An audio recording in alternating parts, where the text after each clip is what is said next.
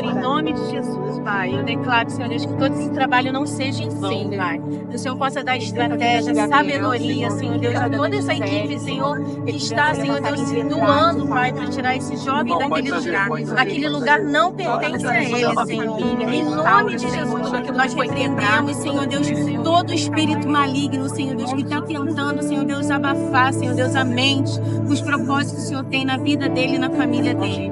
Que esse trabalho, Senhor Deus, possa romper, Senhor Deus, trabalhos frutuosos. Em nome de Jesus.